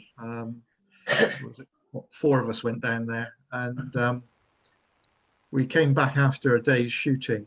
We're in the hotel, and Peter got his camera gear out and his cleaning kit out and said to the rest of us, "Where's your cleaning gear, guys?" And Brian and Graham will agree with me that we all sort of looked at each other and said, "What?" You know, and then realized how meticulous you are in keeping your gear clean. And I think, you know, as we are always learning from your experience, but I now try to regularly sort of blow mine out if I've been out and changing lenses. I've now got two bodies for that very reason, that I go out armed with two different lens setups for whatever I intend to shoot. So I think I'm a strong believer that at source, minimize the problem if you possibly can. Absolutely. Absolutely. Not always possible. No. I think we finished up pinching a lot of his pick pads that night. We did, yeah. The side of a dusty motocross track is not a place to be changing lenses. Well, I can imagine. Precisely. Peter, I got one question. The fluid, can you use too much of the fluid, or is it just, you say, like a couple of drops on each? Can you overdo it? I honestly don't think it makes a huge difference, Ian. I mean, I put 3 drops on. If it was a crop camera, I'd probably use 2. But the stuff is very volatile, so it doesn't hang around very long. You have to be fairly quick once you put it on the wand to get it in and clean the sensor. But no, I don't think it's critical. I've never found it. So I've never found it there. So anyway, I think I'll get on the shopping cart and get some stuff and give it a go. Yeah, I mean, I do it on the cheap. When I started doing it, they didn't have all these aids around for doing it. But like I said in that thing, it seems like a blinking great sledgehammer to crack a very small nut to spend all that money on these different things when just a simple bit of kit and a bit of fluid can do the job. You know, the mistake I made, I bought the actual cleaning, what you use the mount board for. I bought the actual plastic. Oh yeah. Yeah, they're bloody expensive. Yeah, I mean, it's crazy, really. I mean, then he gave me a card marked out with all, just cut them out yourself. I sent you a template, didn't I? Do it this. Yeah. The one thing. The ones don't last very long because they get a bit damp on the end and you sometimes break it over. So you always need to, if you're using the mount board, always make sure you have a couple around, because you know, you can, if the end gets bent a bit and cracks, then you know, you need another one on there. But equally, the reason for using mount board or the plastic wands, they all have an amount of give to them. So you Yeah. almost limit how much pressure you put Pressure on the you put on. sensor. Right. Yeah. So Yeah, it's you no don't good you don't want to using, overpressure it. no, you don't want a lolly stick or something that's not going to bend. It's Don't so be going like that. using mount card or the plastic sticks does give you, it sort of doesn't allow you to put too much pressure on. That's right. Which I think is important. I mean, We've it's got only Barry with the, us tonight, I noticed. I'm back in a minute. Yep. Yeah. Barry Freeborn, have you noticed? it's only when I talk about not put too much pressure on, the problem isn't so much the wand itself, because the glass and the coating is pretty tough. But if you do get a bit of gritty dust on there, you know, you don't want to trap it on the wand and scrape it along the sensor, that's all. Which is why it's really important to give it a good blowout before you do anything. Yeah. Okay, everyone happy with that? Yeah. Yep. Yep. You're muted. You're muted, Graham. So we didn't hear your comment. Press your space bar, Graham. Yeah, I'm just going to say I'm very happy with that. I followed that brilliantly. So thank you, Peter. That was really good. Well, you should be all right, Graham. You're pretty handy, so you're an engineer and pretty handy, so it shouldn't be any problem for you. Last week I couldn't spell engineer. No, I am one. That's it, Roger. Okay, well, thank you for that. Like I say, we are recording still, so you can watch that again, or we can put the individual videos up on site. The next thing I wanted to cover tonight was the Kingswood Salver shoot. We managed to, was it a week and a bit ago, we went and had a trial run at setting up lights and things and a few ideas, which was relatively easy, and we were quite confident. So we arranged models, which took the form of Jim, Tom and Holly, and went back this Saturday, all in sort of social distancing groups of no more than 6. So we were all being very, very good. And we did a photo shoot. Now, I've actually got a location that people can upload those images onto. There's quite a few there at the moment. So happy to share them with you now if we have a go, and people can then have a chat and we can talk about it openly and generally. Now, the images that are uploaded aren't highly polished. We haven't done all the Photoshop that Peter has shown us how to do tonight, but they're sort of just the initial look-sees. And then ultimately our idea is to have 5 from 5 different photographers. So let me share it with you a minute. No, or is it lost the link to it, I expect. Let me go back to there. Then why won't it let me close that? Going to play that video again. No, bear with me, people. Let me got to get the page up again on my PC.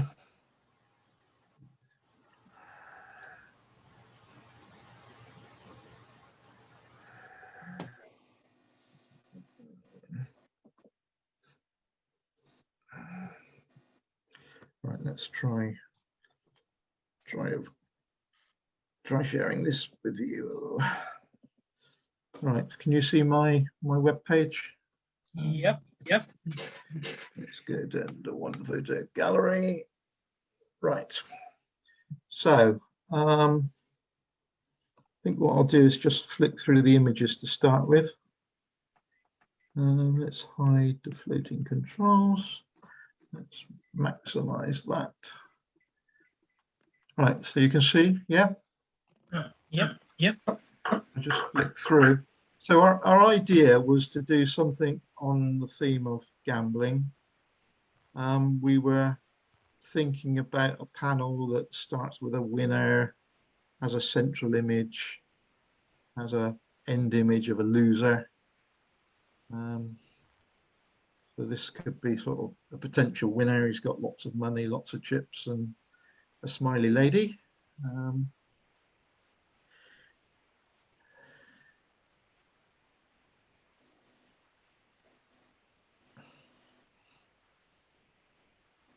They're obviously from several different photographers. Some of the lighting levels are different. I took this with the intent that we could put in money or flying cards or something subsequently, because doing things live were sort of semi-successful. Same sort of idea. That was a true picture of the money flying through the air. But as it's false money, it's got specimen written over it, and the back is not what a normal thing would be. So we'd have to tweak that if we use something with real money.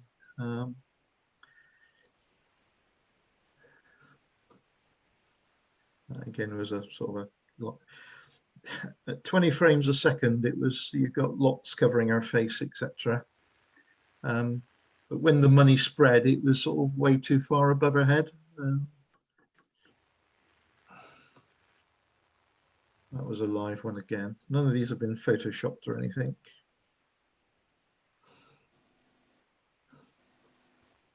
There was the question whether money in the shot was appropriate or not, because I'm led to believe that in a true gambling situation, you wouldn't have the money there. You'd only be using chips and stuff. Right. What was that, Brian? That's true. It's true. You can't. There's no money allowed on the casino table. No, that's true. That's true. But you could be doing this at home, couldn't you? Yeah. You know. Yeah. Can do. It can be covered in the title.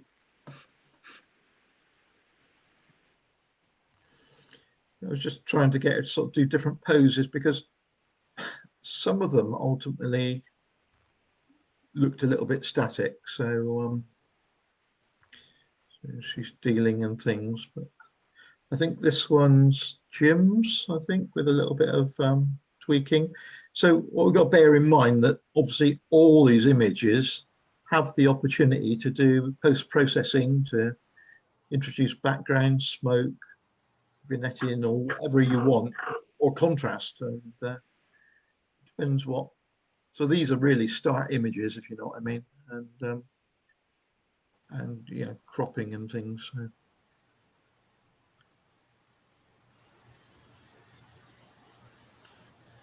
So we were thinking about the loser, and what we do about the loser. Again, the loser. But it's all very sterile at the moment, but I'm sure that can be tweaked if need be.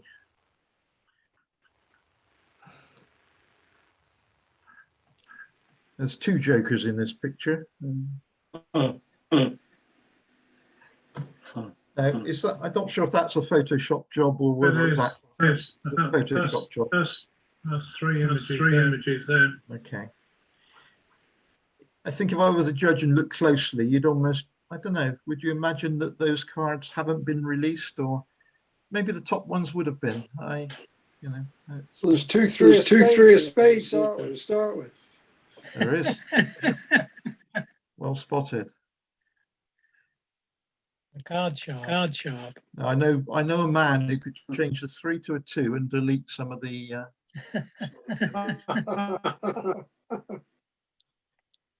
It's sort of happy look, sad look, serious look. Interesting there, the chips are sort of in motion as well. So the other thing we were thinking about was trying to get some motion into the picture. And I think Tom himself had all sorts of ideas on post images, introducing a spinning card or something, you know. So there's all sorts of possibilities. There's something about that one that I liked. I'm not sure. It's, but again, was that a Photoshop job or not? It doesn't matter really, as long as we were careful. No, that's not Photoshop. No. What we found is all the moving things, all the flicking things, all the throwing things. It's, you know, the chance of catching something correctly is quite small. The other issue is when we had multiple photographers sending off the flashes, we were all fighting each other really, and someone would take a picture the moment before, the flash wouldn't charge, so one of them may have flashed, another one hadn't charged, etc. So the end results were a little bit random, but even so, again, it's I think mood, whether we want to introduce mood, we can do that with lighting, post-processing, smoke, whatever. Quite like that one. This was Tom after a few drinks, I think. But, he told me it was cold tea, but I'm not sure if it was. It was cold tea. It was cold tea. I like that one. I like that one. That's quite nice, and it's you know, I'm starting to lose type. It's that sort of this is not looking good, isn't it? Yeah. That one all you need is move the whiskey bottle over. Which one? The previous one? Yeah. Put that in the shot, crop it. Well, that's doable, isn't it? I do wish, looking at not just my images, that we should have moved some of the props around a little bit, because they are a bit samey in different setups. I think I laid it down at one stage. That's different. That's a different type of shot. But we also need to decide on what we're going to create ultimately. I quite like the atmosphere of that one, to be honest, but I'll see either turn the flash off on the right hand side, or it didn't go off. But even so, I like the effect. Ian, thank you, brought along a roulette reel, and obviously there's all sorts of movement and spinning balls and things you can do with that. Because we were thinking about not only models doing different things with the cards, but also in that environment, dice or roulette or other things. We didn't use models with the roulette or the dice, but maybe we can think again on that.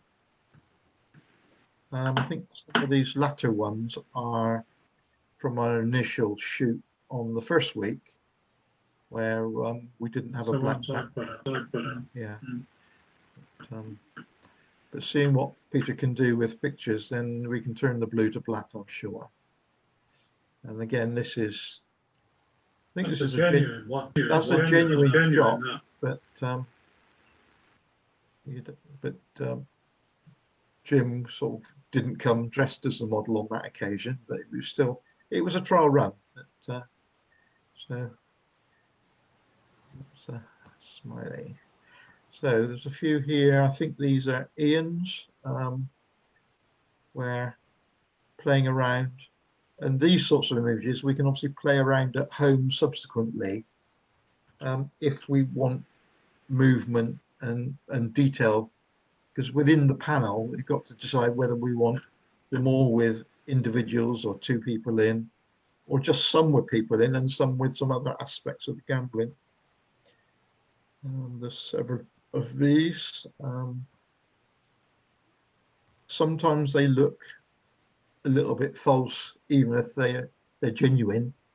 I could say that's just how the cards come out. It's but we'd have an issue of cards sticking together. They don't separate as you would hope they would always. I personally like that one of all that series best. But again, detail, this shows casino. It's a different map to what's in the other images, but does that matter? I don't know. So we need to decide what it is we are going to portray. So if I just go back. Now, I just had a play, all right, and it's not an end result. So these, you need a left-hand image, you need a right-hand image, then you need some others. I don't know. On the left hand is a winner, On the right hand is a loser. I quite like the two of Jim. One is he's sort of getting angry. Yes, you can sort of see a little bit. So he's getting angry there. So in my mind, it was the first one they think they're winning. The second one, perhaps someone who's playing against is getting angry. The middle one, throwing the cards down, maybe. Then there's the loser, but then even he loses as well, sort of thing. And Holly then also is looking fed up, type thing. But I don't know. It's this isn't allowing for. I think 3 of those images happen to be mine. But with the multiple people taking images, we should have multiples of similar images. So all we need to decide is what the form of the panel should take, and then pull the images from different photographers to match. But so that was one. It's just, as I say, it was playing. My other playing was just with Holly and Tom, and I played around. So in my mind, there's a left-hand image that's like it's got a stop on it. She's looking into the panel. The right-hand image stopped looking into the panel. The central one is obviously central, and we can introduce cards or whatever to that. This one is showing winning. This is losing, getting fed up. And I was struggling to find the, what was it doing? Oh, that's gone back to the normal images, bear with me. I was struggling to find one for the right-hand side. So I ended up with Holly looking into the frame. Oh, the controls are playing up. So there we go. That's what I wanted to do, I think. No, it won't. Why won't it go right? No, you'll have to look at it as small. Yeah. So she ended up taking all the money home, sort of thing. But I don't know. But when I was being critical of this, I think my fear at the start, Brian, was if they're too samey, the images, the judge is going to say, oh yeah, that was one photo shoot. It took a quarter of an hour. They did bang, bang, bang, bang, all a bit samey. And you could argue that is that very case, which is why I then played around with, didn't mean to do that. Boris. Which is why I then played around with that first one, trying to get different bits in it. But what we could do is introduce, I think this middle one is Ian's. You know, you could decide. First one, that's mine as well. Yeah, okay. But like I say, whether we move things around and put 2 movement images in it, I don't know. Do we want to introduce the roulette table or the dice? Is that going to confuse? Yeah. So there's lots of thinking to be done. Have we got all the images in, Martin? Have we got all the what? The images? Images. No. I've got 18 top. I've gone. Okay. So this is everyone. Tom, if you've got in yet. Tom. No, I haven't put any in yet. Yeah, I know. Tom's got some very ambitious ideas. Yeah. I think it needs that, quite frankly. It does. Yeah. It's a bit disappointing that the lighting is in place. It's a bit disappointing. What, Peter? That the lighting is all over the place. Yeah, I think our lighting was better the first week. But, It was. But we.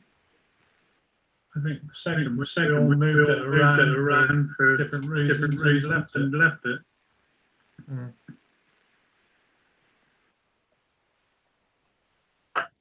I think it needs a lot more than this to win. Well, to me, it's not got the atmosphere that I. There's also one or two that, you know, that's clearly I'm about to lose sort of image. I say this is the dice and things flying around. That could be cut into all sorts of images. Well, you say that, but have we taken the images to put them into? We didn't take many blank images where I've got a series I did with Jim. The thing to do is put up on this site whatever you've got, really. We need to see everything, don't we? Yeah. And then you'll see what works and what doesn't and what you can do. There is a way of seeing, you know, you can do that and then select. Now, I've given everyone that's taken part in the panel, I've given access to this. You're all administrators. You can invite other people if you want. You can upload, download, do whatever you want with it. The other function it's got is this thing called collections. So, so under panels, I've just got those two. If it helps, we can have 9:55 p.m. Alarm cancelled.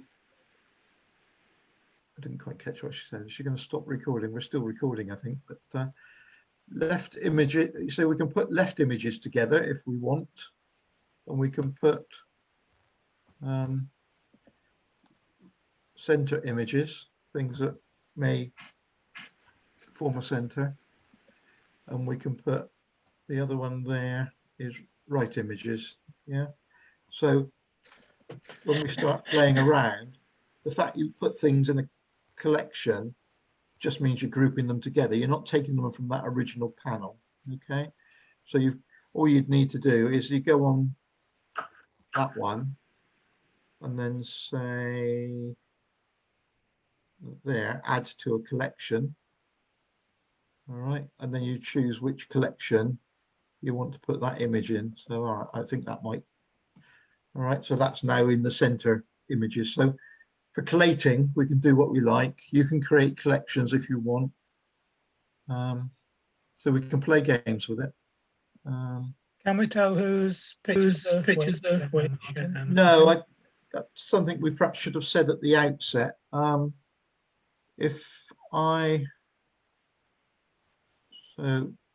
you can obviously maximize the image. You can then go information. Now I've actually, all of mine, I've actually tagged with MB on the end. Okay. But some people you can tell from their camera anyway. Yeah, but there's nothing to stop. I can go, so if I wanted to say, okay, let's go back to another one that's, so say that one, all right, in information, and I suggest we do this, we can actually, so that's the number it is at the moment, but if we put IB, yep, that's now with that file, all right. That would help because otherwise we're going to end up, there's no point in choosing 5 images from one person. I can see the benefit of choosing 5 left-hand images and then choosing from that, because you may find your left-hand image is better than my left-hand image, and my center image is better than your center image, and we can play games like that. But yeah, if people can sort of just put their initials in the file name, yeah, that helps. Or, you know, in the description, we can, you know,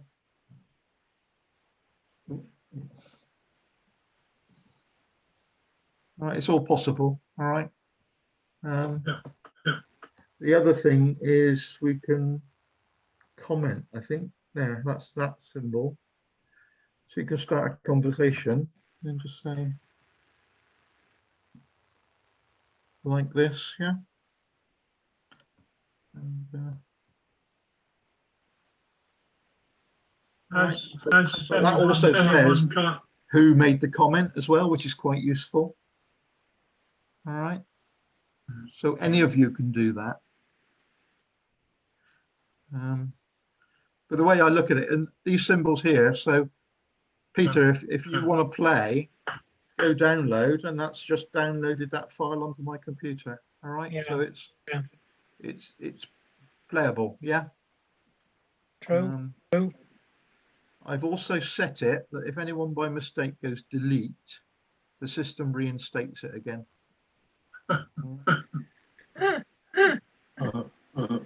This symbol here, the one with the eye on, that's make private or make public. Now, I by default have made them all public now, so that we're absolutely sure everyone can see all the images. I think as administrators, we ought to be able to anyway, but that's what that's about. But I don't mind because no one's going to go finding this location. That's nothing to do with us. So I'm quite happy that they're all public. All right. Looks good, Martin. Looks good, Martin. All right. You can share as well. But I don't see that we necessarily need to do that because everyone's got access to download or upload or do whatever. So it's there to be used. The bit I couldn't get it to do very easily is like scrolling down the pictures easily. You think it would do that? It will do it, but I guess, and perhaps sometimes as that sort of view, you can say, you could just, well, you could just do it as Peter's or something, and certainly use a collection. You know, create a collection, and you just tick the images that you want to put into your collection. So it's Peter's favorites or something. You know, you can just do it. Yeah, yeah. Okay. Any comments? Well, I think if people got the possibility of creating, with cards separately, plant them in. I think we should try and do that, make it a bit impact. Yeah, well, it's still in creating things mode, isn't it? Let me get out of that. Right. Yeah, so those two that I just played with there.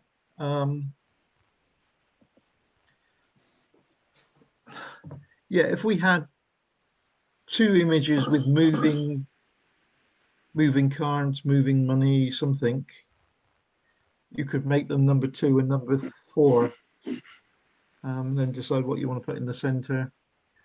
I'm starting to question whether we want a repeat of Holly and Tom as 2 images in the panel or not. I think if you're doing different images, then you wouldn't want to repeat the pair at all, or perhaps you just put Tom on his own losing in the end or something, you know. I don't know. Yeah. It's open for thoughts, really, and really everyone's can play with the panels if you wanted to. Create your own panels. You've all got access to the images. And how much time we got left, Brian? I think the entry is the 24th. Okay, so we've got 3 weeks then, haven't we? So we need to sort ourselves in next week, really. The other issue, and I think there's one of Jim's images. Where am I going? Is whether we go the black and white route or whether we go the atmosphere route.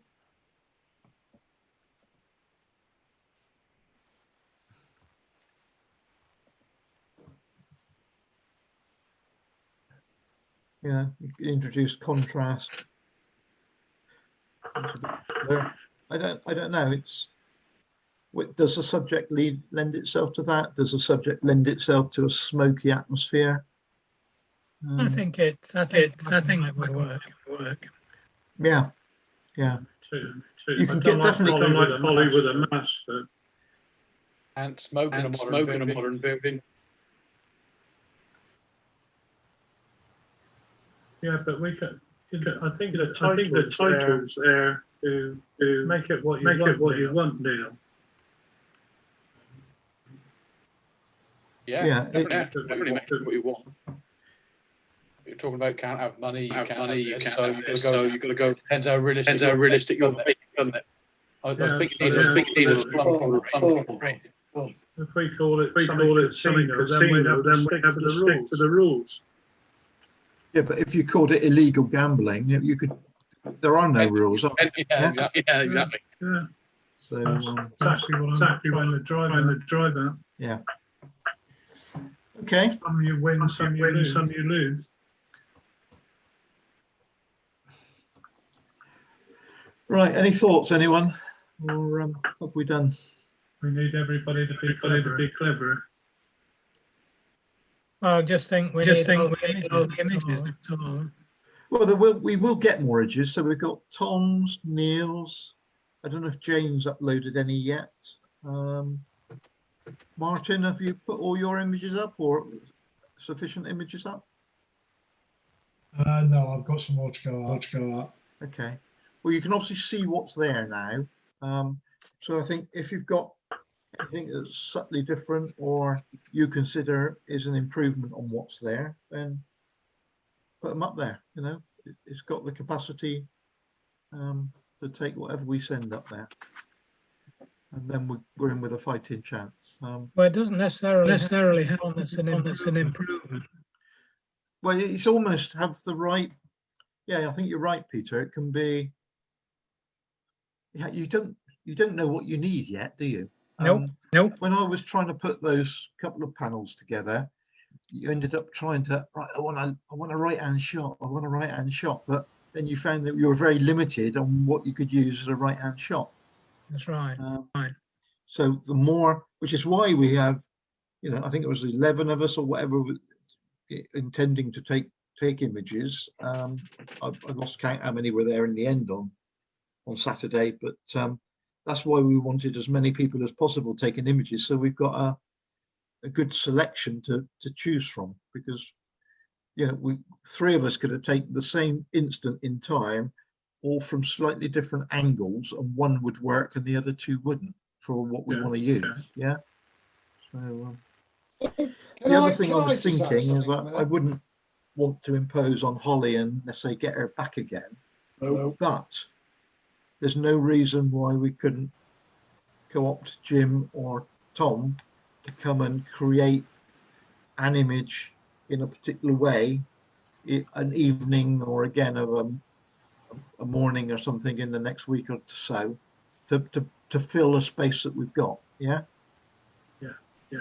So we can. Absolutely. All's not lost. You know, we can say we want something like that, but you need to be on the other side, or the lighting needs to be more intense, or whatever. Can I ask something in that, please? Yep. Have we decided what we're actually going for? Are we going for story? Or what's the double take all the time? Oh, it's driving me mad. It's echoing, or rather the delay. Yeah, sorry. Have we decided whether we're going for a story or whether we're going for the models doing something, or the cards in the air, the dice being thrown, or are we concentrating on the actual equipment itself?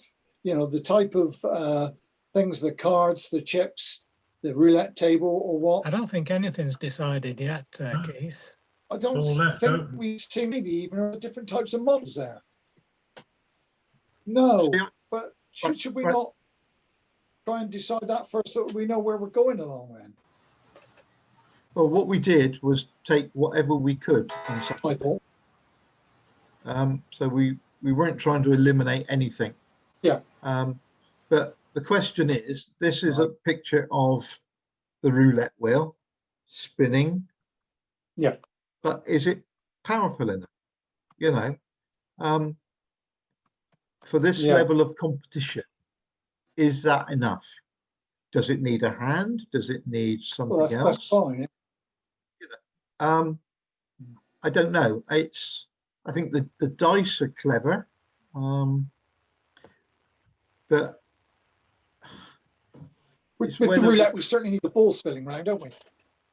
Well, the ball's in there, I think, somewhere. Isn't it, Ian? Or not? Is it? Yeah, I can see it on the Yeah, that's it, up on the top sort of 11 o'clock, just sort of going around, but it didn't, that technique didn't really work how I was hoping for it to work, to be honest. It's using a curtain flash technique, and I was hoping to get a little bit more movement, but also freezing the image to be able to get a bit more detail, if you know what I mean. I got quite a lot of shots at that, but with no flash. I just took it with my camera in the ambient light. They're there and they're underexposed, but I've not opened them up yet. Well, I think apologies, I'm going to disappear now. I've got to be up very early in the morning. Yep. Okay. Thank you. Cheers. Can you upload some images in the next couple of days then? I was going to do it tonight, but it won't work on the iMac. It'll only work on an iPad, so I've now got to transfer them to my other device. I'll get them done tomorrow. Okay. Yeah, proper computer. Wish I did.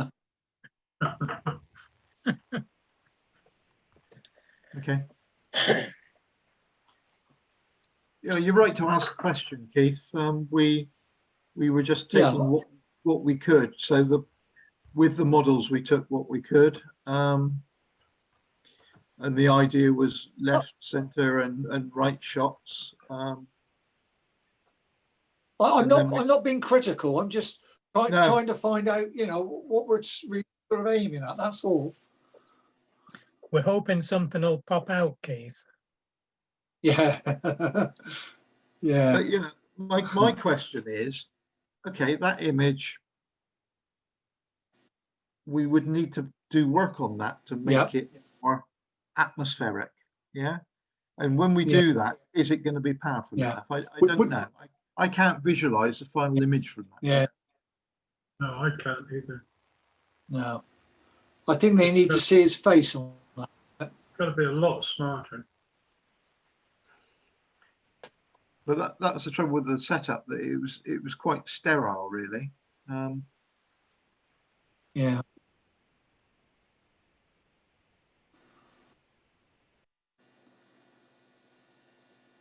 But we didn't have any other choice.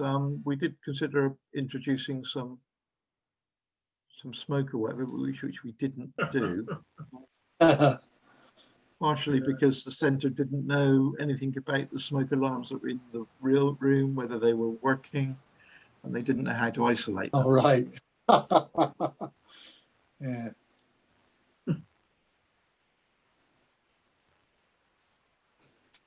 So we talked about each image, or some images, having some action as part of them, Yeah. Yeah. That's what I mean when I say smarter. Yeah. Yeah. I know Ian's got stuff, and I know Tom's creating stuff, possibly that he's done off his own back at home. I know he's come up with some spinning card idea he was telling me about. But we need to see that, really, because I think that's where the impact, I think Ollie's beauty and a bit of smart sort of trickery with cards or dice or the roulette well incorporated, I think it's the thing that's going to give us an edge if we can achieve that. Did we need perhaps one with Tom and Jim in together, just showing that they're opponents on the card table or something like that? Okay. I'd like to see a lot more atmosphere. But Jim's had a crack at with some tricks going on.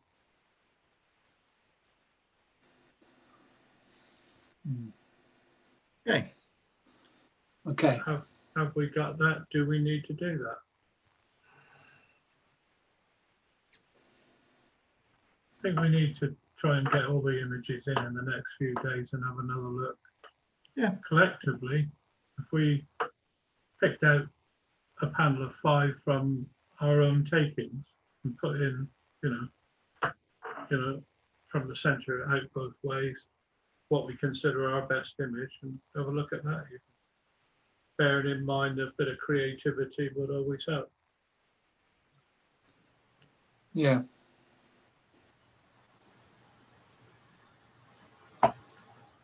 So what should we do then? Sit on this for a few days, pull out more images, get everyone's input, and then look again. Get everyone's input and start considering creating a few sample panels. So perhaps, yeah. And It's going to rain tomorrow, so I might very well put one together. Yeah, the way I was thinking is, even though I may put 5 of my images in the panel, it's the idea we're talking about, not the photographic content. Yeah, and then you say, right, Brian, you've got that right-hand picture, haven't you? And Tom, you've got that center picture, and then you can, does that make sense? That's where I'm coming from.